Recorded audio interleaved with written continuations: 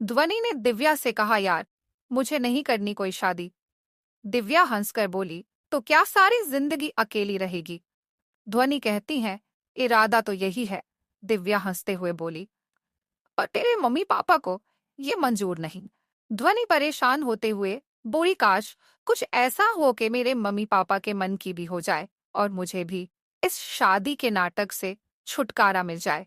दिव्या उसका मजाक उड़ाते हुए बोली, तू खुद किसी भूत से कम है।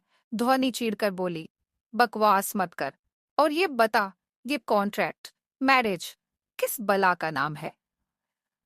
कॉन्ट्रैक्ट मैरिज में लोग दुनिया के सामने तो नॉर्मल पति पत्नी का नाटक करते हैं, पर असल जिंदगी में उनका एक दूसरे से कुछ भी लेना देना नहीं होता। ध्वनि हैरानी से बोली, रियली? इस दुनिया में ऐसा भी कुछ होता है?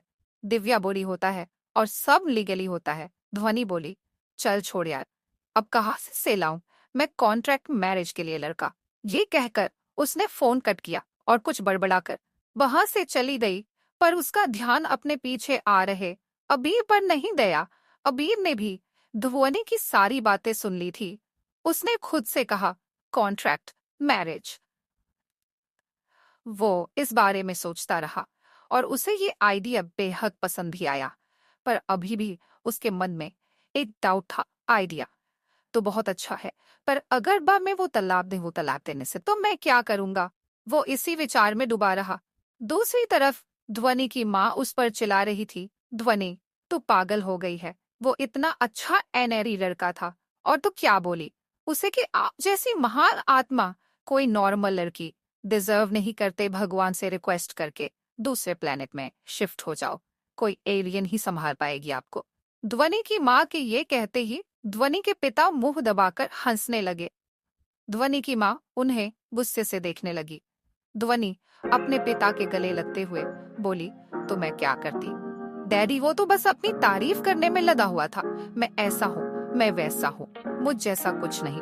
जैसे वो खुद पैदा नहीं हुआ था, लोगों ने हवन कर कर के और प्रार्थना कर कर उसकी इस धरती पर डिलीवरी कराई थी। ध्वनि के पिता ये सुनकर जब फिर से हंसने लगे तो ध्वनि की माता बोली, आपने ही इस लड़की को बिगाड़ दिया है। ध्वनि के पिता हंसते हुए बोली, तुम क्यों फालतू में पीछे पड़ी हो इसके? अभी ये सिर्फ 21 साल की है, ये उम्र इसके प्यार करने की है। ध्वनि झट से बोली, और कैरियर बनाने की भी। ध्वनि की माँ गुस्से में बोली, एक को प्यार करने और कैरियर बनाने का मौका दिया था ना, और आप देखो वो इस दुनिया में ही नहीं है। ध्वनि की माँ जल्दी में ये बोल गई और फिर उन्हें अपनी गलती का एहसास हुआ। चारों ओर शांति छा गई।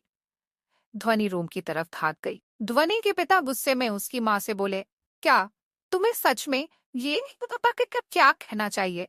ध्वनि की माँ चुप होकर सामने दीवार पर लगे फोटो को देखने लगी। ध्वनि के पिता वहां से गुस्से में चले गए। एक रेस्तरां में अबीर चुपचाप सा एक कोने में बैठा कुछ सोच रहा था। वहां बैठे हर एक इंसान की नजर उस पर थी। तभी किसी ने उसके कंधे पर हाथ रखा।